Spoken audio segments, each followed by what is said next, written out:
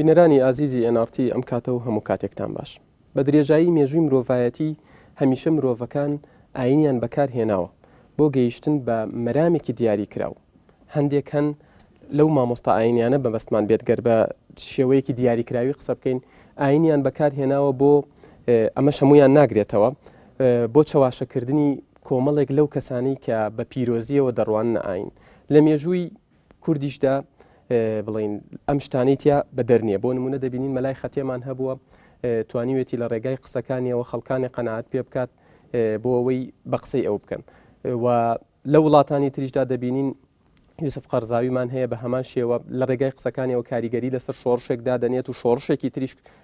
شکست پێهێنێ. بەم دواییانش لە وڵاتی سووریا بینیمان محەممەد البوتی کە زانایەکی ئاینی گەورەیە و کوردیشە داوای لە هاوڵاتیانی سووریا کرد کە کڕنۆش بۆ بەشار ئەسەد بەرن و زۆر هەبوون کە بە قسەیان کرد و زۆری شەبوون لەوانەی کە ئەم قسانەی ئەویان ڕەت کردەوە و پێیان باش نەبوو. بۆ قسەکردن لەسەر تەواوی ئەم پرسانە میوانداری کاک بەهمەن تاهیر نەریمانمان کردووە. کاکە بەهمەن بەخێر بێت. کاک بەهمەنگەر لەوێ دەست پێ بکەین پێناسە بۆ مەلا یان بۆ پیاوی ئاینی هەر ناوێکی لێ بنین ئەمانە ئیشیان چییە و تا چەند توانیویانە گەر بە شێوەیەکی گشتی قسە بکەین تا چەند توانیویانە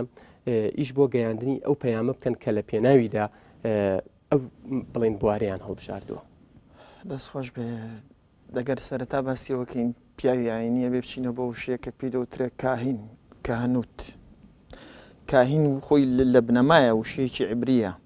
بەمانای ئەو کەسی کە لە خوددا نزیک دەبێتەوە. بڵێ ئەم کەسی کە لە خوددا نزیک دەبێتەوە لە عادی قەدیمە کۆمەڵی سیفاتی بۆ داناوە کۆمەڵی ئیشی بۆ داناوە بێ ئەم ئیشانە بکە. یەکێک لە ئیشەکانی خادمی شوێنی پیرۆزە پەرستگەی پیرۆزە. یەکی دیکە لە ئیشەکانی ئەم مرۆڤە بریتە لە ڕاوەکاری دەقی پیرۆزە و هەروایەشی دیکە لە سیفەتەکانی مرۆڤە جێبەجێکار و سەرپەرشتیکاری توقوسا ئێواتە سروتە ئاینیەکانە لە هە شوێنێکداوە لە پەرزگا بێیان تەنانە هەندێک جاریژە دەروی پەرزگا ئەو سروتانی کە جێبەجێ دەکرێت. ئەمە کۆمەڵە سیفاتی کاهینە و کاهین چەند سیفاتێکی دیکەشان تەنانە شامان کۆمەڵی ناوی دیکە هەیە چەند سیفاتێکیان هەیە کۆی ئەمانە یەک دەگرێتەوە یەک دەگرنەوە لەگەڵ یەکتریدا و هەروە خاڵی هاوبەشە لە نێوان ئەمانەدا. کۆمەڵشتی دیکەی لاوەکیش وەک قۆڕخکردنی معریفەی دینی لەلایەن ئەم جۆرە لە پیاوی ئاینیەوە و هەروەها لە ڕابردوودا کاهین خەریکی دەرکردنی ڕۆحە شەڕەنگێزەکان بووە لە مرۆڤە وەکو ئێستا پێ دووترێ دەرکردنی چنۆکە لە مرۆڤە ئەو پیانەوە ڕۆحە شەڕەنگێزەکان لە مرۆڤە و هەروەها بەتاڵکردنەوەی سەحر هەمێکێک دیکە بووە لە ئیشەکانی کاهین سەرڕای ئەمەش خەریکی زۆر جار خەریکی چاکردنەوەی نەخۆش بووە. سەریم سیفەتانەکە کە وردە من بۆ کاهینم باس کرد بۆ تۆم باس کردەوە کە لەسەر کاهین قساکەم. پیاوی ئاینی لە ناو مەسیحەتدا بەڕوونی هەبووە و هەروەها ئەم مرۆڤانە ئەم سیفەتانی کە من باسم کردن بەوردی لە ناو پیاوی کاهینی و هەروەها لە ناو پاپایە لە پێشتر کە من باسیەکەم بەڕوونی لە ناویە هەبووە. ئەم سیفەتانە لە ناو پیاوی ئاینیە هەبووە هەروەها لە ناو ئەوانە هەبووە سەرڕای ئەوەش مەرتەبە هەبووە پلەبەندی لە ناو کاهینەکانە و هەروەها یەک بە یەکەم مەرتەبانە لە نزمەوە بۆ بەرز دەهاتە سەرەوە. ئەم مەرتەبانە هەر یەکە پلێکی تایبەتی وەزیفێکی تایبەتی لەم وەزیفانە وەردەگرت کە ئێمە باسییانەکەین. ئەمە بەگشتی سیفاتەکانی پیاوی ئاینیە کە ئێمە باسیەکەین. کێشێکی ڕوون هەیە لای ئێمە ئایا لە ئیسلام پیاوی ئاینی هەیە نییە. ئیسلام کۆمەڵە وچە نەزەری جۆر بە جۆر و مەزاهیبی جۆر بە جۆرە. لەوانەیە بچیتە ناو مەسەبی بنمونەوە شیعە و بەڕوون و ئاشکرایی مەرتەبەکانی پیاوی ئاینیش و ئەم سیفەتانش کە باسمان کرد تیا دەبینینەوە. بەڵام لە ناو سونەیە لەوانەیە و مەرتەبانە بە ئاسانی نەبینینەوە بەڵام کۆمەڵێ و سیفەتانی کە من باسم کرد لە پێشترا لە کاهینە ئەمانە لە ناو مرۆڤ یان پیاوی ئاینیە لە ناو ئەهلی سونەدا بەڕوونی دیارە. بۆ نمونە جێبەجێکاری توقوسە دینیەکان لە مزگەوتە بەڕوونی ئەمە ئیشی ئەوە و هەروەها خاڵێکی دیکە دەرکردنی ڕۆحی شریر ڕۆحی گیانی خراپ لە شەڕانی. مرۆڤ شەڕانگێز لە مرۆڤ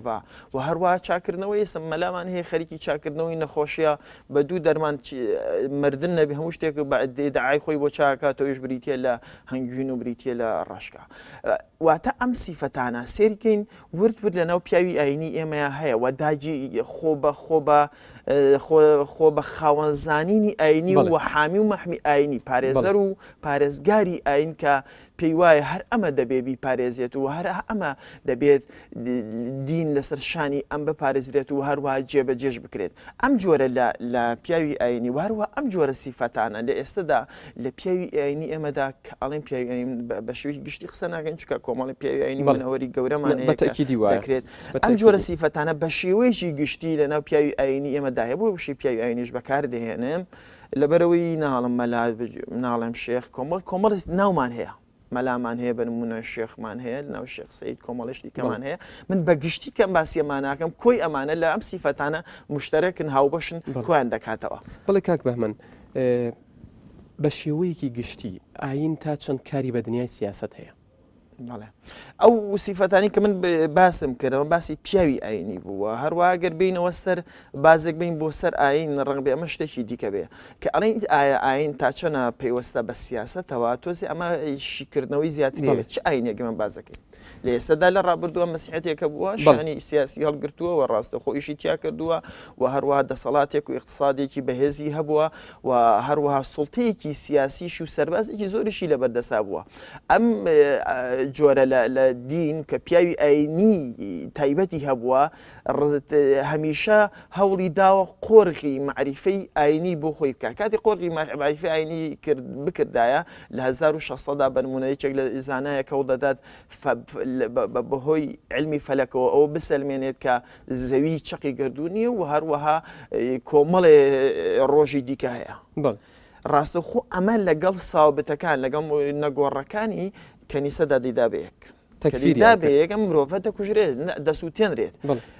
ئەم مرۆڤەکە دەسووتێنرێت لەو قۆناغەدا ئەم جۆرە دیناواتە مەسیحێت ڕاستە و خۆ پەیوەست بوو بە سیاست و بۆ سوڵتەی دنیایی لە دەستا بووە. بەڵام لە ئێستادا مەسیحێت ئەمەی لە دەستا نەماواتە سوڵتەی سیاسی لە دەستا نەماوە ئەکرێت لەناو گول کۆمەڵگەی مەدەنیایی چێک بێ لە گروپەکانی فشار و هەروە فشار بۆ کۆمەڵی خەونی خۆی هەبێت دەکرێت ئێستا خەریکی ئاشتی جیهانی بێت و کۆمەڵێشت لەمانە دەکا بەڵام ئەم مەسیحێتە و مەسیحێتنی لە 1600 ساڵ لەمە پێش بنمونە چی کردو ئێستا چی دەکات لای ئێمەش کە باسی دەکەین پەیوەندی سیاست و ئیسلامەگەر ئەوە ڕووکەینەوە بە وردی قسە بکەین لە مێژووی ئیسلامیدا ئەم دوانە پەیوەستیان بێکیۆ هەیە واتە ڕوونە شخصێتێک دێت ناوی پێغەمبەرە سیاست دەکات و هەروە سوڵتەی دنیایی بەدەستەوە سوڵتەی دینیشی بەدەستەوەیە ئەمە مێژوویەک دەتوانین ئەمە ڕوونکەینەوە ئەتوانی ئیشی تیا بکەین بەڵام لە قۆناغێکی دیکەدا مۆدرنە دێتە پێشەوە و کۆمەڵێ چەمک لە یەکتر جیا دەکاتەوە یان ڕوونتر بڵێم کۆمەڵێ بوار لە یەکتر جیا دەکاتەوە ئەم بوارانە هەر کەسە و پسپۆڕی تایبەتی خۆی ئیشی تیا دەکات و جوان دەیناسیێنێت کە سەردەمی نوێ دێتە پێشە و پۆلێنی شتەکان دەکرێت جیاوازی لە نێوان دیندا دەکرێت لەگەڵ سیاسەتە لەبەرەوەی ئەم دوو بوارن دەبێت مرۆڤتیانە قاڵ بێتەوە و هەروە زانستیانە ئیشی تیا بکە بۆیە ئەم دوو بوارەکە جیا دەکرێتەوە لە سەردەمی نوێدا جیا دەکرێتەوە ئەژنا ئەگە برچینەوە بۆ ڕێگوڕیش ئاینەکان ڕێگوڕیشی ئاینەکان تێکەڵیان بە تایبەتی ئاینە یەکتاپەرستەکان تێکەڵیان هەیە لەبەر ئاینێکی گشتگیر و شمولی بوون لە هەموو بوارەکان ئیشان کردەوە بەڵام لە کاتێکە کە فەسڵی دەسەڵاتەکان دەکرێت ئەمانش بیر لێ دەکرێتەوە کە وردە جیاوازی ڕوون بکرێت لە نێوان بوارە جۆرە بە جۆرەکانی چێک لەوانە بواری سیاست و هەروەها ئاینە بەڵێ زۆر جار ڕخنەی ئەوە لە ئاینی ئیسلام دەگیرێت دەوترێت کە ئەم ئاینە شۆڕبۆتەوە بۆ ناو سەرجەم کایە جیاوازەکانی ژیانی تاکەکان لە ناو کۆمەلگاتە و دەژێت تەنانەت تەداخلی سیاسەتیشی کردووە کە هەندێک دەڵێن ئاینی ئیسلام هیچ بڵێنۆک خۆ دوتت ڕەبتی هەبووە هەر لە کۆنەوە ڕەبتی هەبووە بۆی نییە تەداخلی سیاست بکە بەڵام تۆ پێ دوایە ئەو کەسانی کە ئاینیان کردووە بە بنەمایەک بۆ بەڕێوەبردن بۆ حکومکردن بۆ سیاستکردن کێشەکە لە فکری ئیسلامیەکەیە وەکو ئایدۆلۆژیایان کێشەکە لە ئاینەکایە بەڵێ خۆی کێشەی ڕوون و ئاشکرا لە بەردەماناوە هەیە ئاینێکەیە 1500 ساڵ لەمە پێش زیاتر لەمە پێش ئیشی کردو و هەروە کۆمەڵی دەقی مقدەسی هەیە ئەم دەقم مقدەسە نووسراوە تۆ ناتوانین دەستکاری کەیت ئەمە یەکلا بۆ تۆ لای مرۆڤی موسڵمان بەڵام ئیشکردن و هەروەها هێنانە گۆی ئەم جۆرە دەقانە لە ناو کۆمەڵگەیە شتێک دروست دەکات پێ دەوترە فکری مرۆڤەکان فکری ئیسلامیان یان فکری مرۆڤەکانی و مرۆڤی موسڵمان ئەم فکرە ڕاستەخۆ پەیوەندی بە واقعی گۆڕاوی کۆمەڵایەتیەوە هەیە لە هەموو بوارە جۆر بە جۆرەکانی ژیانە لە بواری ئابووریا بیگرە لە بواری سیاسەتا بیگرە لە بواری کۆمەڵایەتیا بیگرە تەنانە لە بواری عەقیدەشا بیگرە بنەماکانی عەقیدە هەموو ئەمانە ڕاستەخۆ پەیوەندیان بە واقعەوە هەیە ئەو واقعە دەتوانێت لەگەڵ لەگەڵم دەقان احتکاکە و هەروەها جۆرێکی دیکە لە تێگەیشتنی ئاین لەناو کۆمەڵگەیە دروست بکات ئەم تێگەشتنە ئاینە جیاواز بێت لە تێگەشتنی ئاینی ڕابردوو واتە ئێمە ڕاستم دەقانەمان لەبەردەمایەوە دەقانە مامەڵەکردن لەگەڵ یانە مامەڵەکردنێکی گۆڕاوە بەڵام خودی دەقەکان خۆیان ڕوون و ئاشکران و یەکلا بوونەتۆ لە بەردەستمانە ئەمانە چەندن و ڕێژان چەند سوورەتە چەند ئاەت ئەمانە ڕوونە بەڵام هەمیشە فکری مرۆڤەکان لای پیاوی ئاینی بەتایبەتی تێکەڵ کراوە بە خودی ئەم دەقانە واتە کە تۆ یەکێک شتێکی بۆ شەرحەکە مەلایەک شتێکی بۆ شەرحەکە پیاوێکیانی شتێکی بۆ شەرحەکە ڕاستەخۆ پێ دەڵێ خودداوا دەفەرمێ پێغەمبەر وا دەفەرمێ دواتە قسەکانی خۆی لەگەڵا تێکەڵ دەکات گۆڕینەوەی ئەم جۆرە مەجالی خود بە خوددا خود بە پێغەمبەر بەردەوامکردنی شتێک پێ دەوترێ وحی هەموو ئەمانە لە لای پیاوی ئاینی کێشەیەک دروست دەکات و کێشە چییە هەمیشە لەو وەهمەدا لەو خەیاڵپڵاویەدایە کە ئەو قسە دەکات زۆربەی کات تەسەورەکە ئەو قسەی خۆی نییە و قسەی خوددایە دێرەوەی کێشەیەک دروست دەبێ و کێشە چییە تۆ کاتێک لە کۆمەڵگەیەکی گۆڕا و لە سەردەمێکی ئێسەدا ڕخنە لەم عەقڵە و لەم جۆرە عەقڵە دەگری ئەو وەهمەی لە خەڵکی عامیش دەوانێت بۆ دروستکە کە تۆ ڕخنەداگرتووە دەگەڕێمەوە سەر پرسیارەکەم کەواتە لێرەدا مادام ئەو خۆی وەکو خۆت خود دەبەستێتەوە بە خوددا خود دەبەستێتەوە بە پێغەمبەر و هەموو قسەکانی خۆی بەگەڕانەوە بۆ قسەکانی ئەوان بۆ فەرمودەکانی ئەوان بڵین پاڵپشتیە کات و احتیما دەکاتە سەر ئەو دەقانە ئەو دەقە پیرۆزانە کەواتە بۆچی کێشەیە لێرە گەر بگەڕێنەوە بۆ ئەوان بۆچی کێشەیە گەر بگەڕێتەوە بۆ دەقێکی ئاسمانی کە لەلایەن خواوە نووسراوە یان لەلایەن پێغەمبەرەوە کە بەدەر لەوەی پێغەمبەرێک بووە بەئاترافی هەموو ئەوروپیەکان و مەجموعەیەکی زۆر لە زانە ئەمریکەکان زانایەکیش بووە خۆی بۆ پێش هەموو شتێکەکەی کاگەدەگەر پێش هەموو شتێکەوەی کێشێکی زمانی ینی کە تۆ مامەڵە لەگەڵ زمانایت مامەڵە لەگەڵ دەقێکاکەی مامەڵە لەگەڵ زماناکەی کەمە ماڵیش لەگەڵ زماناکە ئەم زمانێکە هەمیشە پێویستی بە گۆشەنیگای جۆر بە جۆرە بۆ ئەوی سێری ئەم زمانەکەی لە هەر گۆشەنیگایەکی کۆمەڵایەتی سیاسی دینی کولتوری جیاواز سێری ئەم زمانەکەی مانای جیاوازی تیا کەشفەکەی یان مانای جیاوازی جاریواتە ئیسقا دەکەی بەسەریا واتە ئەی سەپێنی بەسەریا ئەم جۆرە مامەڵەکردنێکە وای کردووە لە مێژووی ئێمەدا هەمیشە شەڕ لەسەر ئەوە بێ ئەوە چییە ڕۆحی ئەم نەسانایی هەڵگرتووە هەروە خۆی گوزارشتی لێ دەکا ئەم شەڕە هەمیشە بەردەوام بووە پیاوی ئاینی ئێمە لە ئێستاشدا کە کێشەکانی لەگەڵ بنمونە سیاسیەکانە لەگەڵ ڕۆشنبیرەکانە و لەناو خۆیانە جاری وا هەیە کە ئەم کێشانیان بۆ دروست دەبێت لەو خەیاڵپڵاییەوە دروستیەکەن کە ئەم بە پاڵفتەکراوی قسەی خوددا دەگەێنێ بۆی ئامادەیە شەڕێکی لەسەرکە بەڵێ کاک بەهمەن تۆ پێت وایە کە یان تا چەند هاوڕای کە تێکەڵکردنی ئاین لەگەڵ کاری سیاسیە تێکەڵکردنی ئاین لەگەڵ بەرژەوەندی حزبیە تێکەڵکردنی ئاین لەگەڵ بڵین هەموو کایەکانی تری کۆمەلگایە ئیشکالیەتەکە فکریە یان ئاینەکە خۆیەتی من ئەو کەسانەیە کە ئەم تێکەڵکردە دوو کەس دەیباتەوە وە کۆمەڵێکی دیکەش دەیدۆڕێنێ هەمیشە ئەم جۆرە تێکەڵکردە ئەو سیاسیانە دەیبەنەوە کە ئیستیغلالی بۆن و بەرامەی دینی لێناو خەڵکا دەکەن و هەروەها ئەو جۆرە پیاو ئاینیانە دەیبەنەوە کە ئیستیغلالی سیاسی و هەروە عاتیفی خەڵکی دینیەکەن ئەم جۆرە دوانەیە باتەوە بەس ئەوەی دەیدۆڕێنێ چێ هەمیشە خەڵکێکی ئامە تەغلیفێک واتە ڕووپۆشێکی دینی سیاسەتی بۆ دەکرێت پێی وایە ئەمە دینە و هەروەها تەبریرێکی بۆ دێنێتەوە تەبریرێکی سیاسی خراپێکی کردووە ستەمکارە مرۆڤێکی ستەمکارە بەڵام بە دین ڕووپۆشی دەکرێت و هەروە بە شتێکی جوان دەیدرێتەوە واتە ئەم دوو گروپە بەردەوام لە قازانجان ئەو سیاسیانەی کە دەستیان لەگەڵ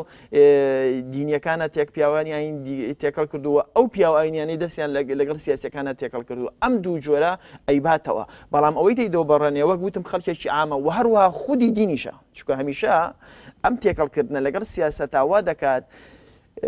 کێشە ناشیرنیەکانی سیاست لە دنیای ئێمەدا چکە سیاست لە دنیای ئێمەدا تاکو ئەم لەحزەیە تێکەڵ بۆ بە جۆرێک لە ستەمکاری، جۆرێک لە ملهوڕی، جۆرێک لە ئیستبداد. ئەم تێکەڵکردنە لەگەڵ ئاین لەگەڵ ئەم جۆرە سیاست و ملهوڕی و ستەمکاریە ڕاستەوخۆ خودی دینیش کەوتۆتە نێو ئەم جۆرە مامەڵەکردنەوە لەگەڵ ئەوی تری جیاوازیە. بەڵام بۆیە هەمیشە تێکەڵکردنی ئەم دوانە لەگەڵ یەکتری لە ئێستەیە تێکەڵکردنێکە خودی ئاین خۆی دەبێتە قوربانی و من پێم وانی ئەمە پەیوەندیەکی جەوهریە لەگەڵ ئاینە کە ئیمکانیە جارێک ڕۆژە لە ڕۆژان خەون بە ئیسلامێک و بینین واز دەم جۆرە مامەڵەکردنە بێنێ ئەم جۆرە مامەڵەکردنە بێنێ لەگەڵ سیاسەتا و هەمیشە تێکەڵی بێتەوە. بەڵکو تەسەوری ئەوە دەکەین چۆن مەسیحێت ڕزگاری کرا یان ڕزگاری بوو لە ئیستیغلالی سیاسی لە نێوان لای سیاسیەکانەوە، ئیستیغلالی دینی لە نێوان پیاوانی ئاینیەوە ئەشکرێ ئیسلامیکی لیبرال ببینین و هەروە ڕزگاری بێت لەم جۆرە قۆڕەکردنە. بەڵێ کاک بێمەند گەر تۆزێک بگەڕێنەوە بۆ دووە بۆ مێژوو دەبینین لە ئەوروپا لە سەرەتادا کە مەسیحیەت حکمیە کرد بڵین خەڵک نەک لە دەسەڵاتداران دەکشایەوە بەڵکو لە کەنیسەش کشایەوە، یعنی چۆن بڵێ تۆرا لە کەنیسە. بەڵام دواتر کەوەکو خۆشت ئاماژەت پێدا کە کەنیسە یاخود مەسیحیەت لە کاری سیاسی لە حکومڕانی جیا کرایەوە بینیمان خەڵک ینی بە شێوەیەکی زیاتر ڕووی لە مەسیحیەت کرد. ئەوانەشی کە تۆرا بوون ئەوانەشی کە بە خراپی سەیری مەسیحیەتیان کرد گەڕانەوە بۆ باوەشی مەسیحیەت. بەڵام بەنسبەت ئاینی ئیسلامەوە دەبینین هەر لە مەلای خەتیەوە کە ئەو هەموو خەڵکی قەناعەت پێ کردووە تا دەگاتە خۆ پیشاندانەکانی سەرای سلێمانی گەرنمونەیەکی زۆر زۆر زیندووە. دەبینین ئاین وەکو وەسیلەیەک بەکارهێنرا گەر بڵێت وەکو هەندێک دەڵێن بۆ گەیشتن بە مەرامێک، بۆ گەیشتن بە مافێک وەکو خۆیان ناویان بردەبوو و تا ژمارەی مامۆستا ئاینیەکان لە بەردەرکی سەرا زیاتر دەبوو هەموو جمعەیە کاگامان لێبوو سیرەکەی ژمارەی خەڵکەکە زیاتر دەبوو و خەڵکانێک هەموو سەرایان ئازادیان کردبوو بە مزگەوتێکی گەورە نوێژیان تیا کرد. کەواتە گەر ئەم بەراوردە بکەین مەسیحیەت بە ئیسلام، ئایا ئەوەی بۆ مەسیحیەت ڕاست بوو بۆ ئیسلامیش ڕاستە؟ هەمیشە دینی شمولی ئەکەوێتە کێشەوە چکە دینی شمولی خاوەنی ئەو بوارە تایبەتی خۆی کە تایە ئەبێ شارەزابێ لە بوارەکانی دیکە ناتوانێت شارەزابێ بەردەوام ئیشکالی بۆ دروستەبێت کەواکە ئیشکالی بۆ دروستێت دەموچاوی جوان نابێت. ڕاستە زۆرترین سوڵتە لە خۆیان کۆکاتەوە، بەڵام ئەم زۆرترین سوڵتای میشە دەموچاوێکی جوان نادا بە دین هەش دینێک لەو کاتە ئێمە باسیەکەین. ئەم خۆپیشاندانانش کە باسێک کرد وە قسەکردن لەسەر جۆرێک لە هەندێک بەنمونە پیاوی ئاینی لە تۆ محەممەد سەعید ڕەمەزان البۆتی هێنایەوە و هەروەها قسەیەکی کردو لەسەرەوەی کابێ خەڵکی سووریا پشتگیری بەشار ئەسەد کەن و دژی سەلیبێت و داگیرکەران بوەستنەوە. ئەم جۆرە مرۆڤەمان هەیە، پیاوی ئاینیەمان هەیە و پیاوی ئاینیش کەشمان هەیە یەتە ناو جەماوەرەوە و هەروەها دەوێت پشتگیری جەماوەرکە. من بۆ خۆم بەگشتی باسی یەکەم لە ناو خۆپیشاندانەکانی دنیای عەرەبیە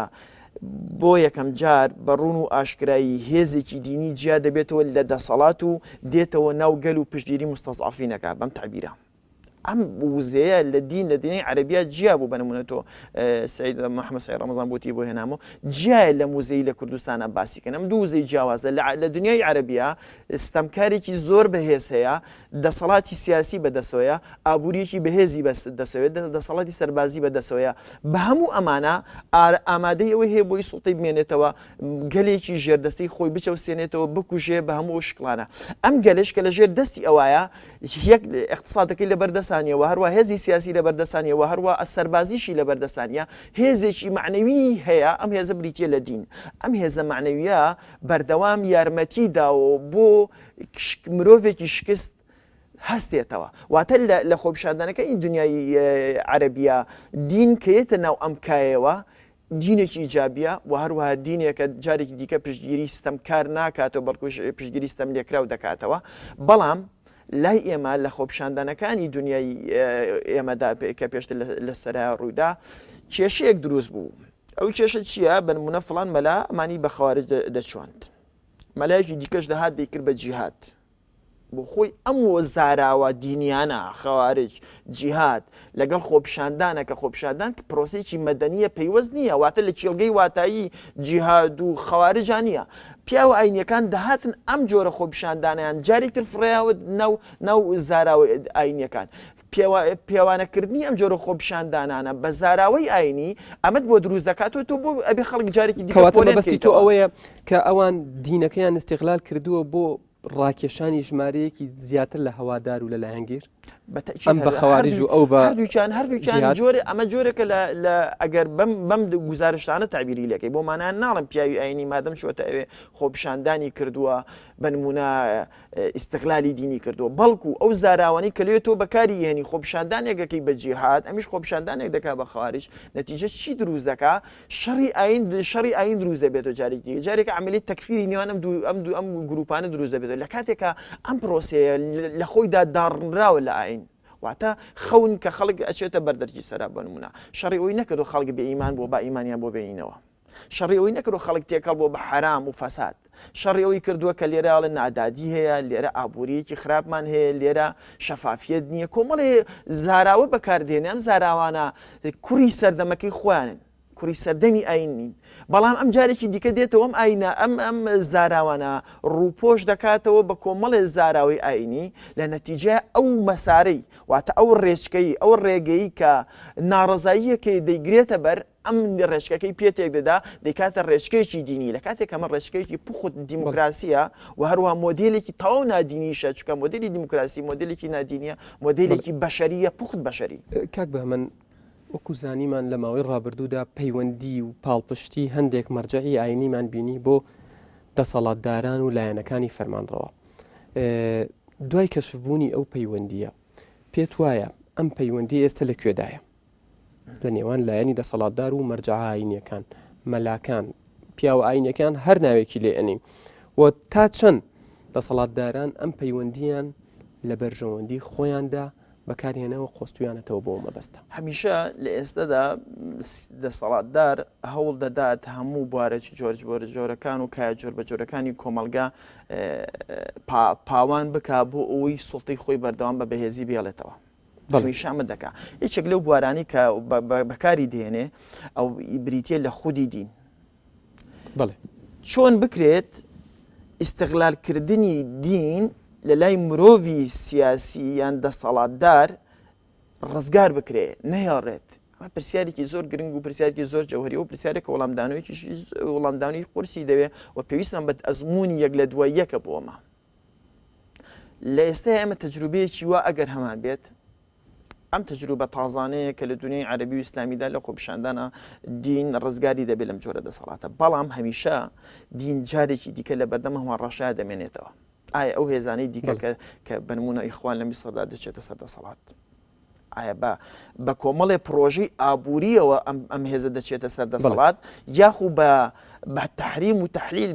واتە بە ئیستیغلالکردنی شعوری ئاینی خەڵکە دەچێتە سەر دەسەڵات هەمیشە ئەو هێزە ستەمکارانەی کە بە شعوری دینیەوەی سوودیان لێوەرگرتووە چوونەتە سەر دەسەڵات خەتەرناکتر بوون لەوانەی کە بە هەستێکی دنیاییەوە دەچنە سەر دەسەڵات چکە جا کاتێک کە دوو جۆرە ئیستبداد ستەمکاری لەناو دەسەڵاتە یەک دەگرێتەوە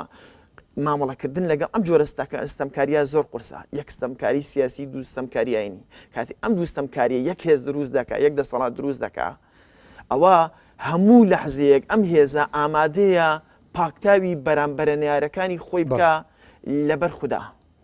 بۆیە لە ئێستا ئێمە لەم خۆپیشاندانانەدا و هەروە لەو نەتایجانەیە کە ئێستا لە بەردەستماندان لە بەردەم ئەزمونێکی دیکەین ئایا ئێمە دەبین بە خاوەنی دینێکی لیبراڵ کە بە ئاسانی نەتوانێت ئیستیغلال بکرێت و نەتوانێت بەکار بهێنێ بۆ مەرامی سیاسی کە دەوشگوترێت بەکاردەهێنێ بۆ مەرامی سیاسی هەموو جارێک ئەم چیرۆکەمان بۆ دەجێڕێتەوە واتە دابڕێنی ئاینە لە هەموو کای جۆر بە جۆرەکانی ژیان بەچوونێکی زۆر دوا پرسیارم گەر بە کورتی وەڵام بیتەوە سپاس دەکەم بە درێژایی مێژوو دیاردەیەک سەرنجمان ڕاکێشێ ئەویش فتوای سیاسیە ئەم فتوایە هەمیشە بەکارهێنراوە بەو شێوەیە کە پیاوانی ئاینی ویستویانە پێت وایە فتواکانی قەرزاوی فتواکانی بڵین محەممەد ڕەمەزان البووتی کە زانایەکی کوردە و لە سووریا دەژی دەچێتە خانەی ئەم جۆرە فتوایانەوە فتوای سیاسی لە بەرژەوەندی لایەنێکی سیاسی دیاری کرا دەگەر بە کورتی وەڵام هەمیشە هەروای لێ دێ فتوا کە لە بوارێکی سیاسیدا دەدرێت فتوایەکە بەرژەوەندی شخصی دەیبا بەڕێوەیە نەک بەرژەوەندی کۆمەڵ و هەروە نەک بەرژەوەندی دینی ئەم فتوانە لەبەرەوەی فتوای شخصین و بەڵام هەمیشە پێمان دەفرۆشە وەکو فتوایەکی دینی هەمیشە وامان لێ دەکات لە بەردەم جۆرێک لە پیاوی ئاینیە بین ئەم پیاوە ئاینیە هیچ نییە جگە لە سیاسیەکی دنیاچی دنیاویست بەڵام بە ڕووپۆشێکی ئاینی بەڵێ نووسەر و ڕۆژنامە نووس کاک بەهمەن تایر نەریمان زۆر سپاس بۆ ئامادەبوونت لە ئەستۆدەی تاوتێ. بینەرانی ئازیز تاوتێ ئەمڕۆمان تایبەت بوو بە قسەکردن لەسەر سیاست و تێکەڵکردنی بە دنیای ئاین تا تاوتوێکی تر بەخواتان ئەسپێرم و هەرشاد بن.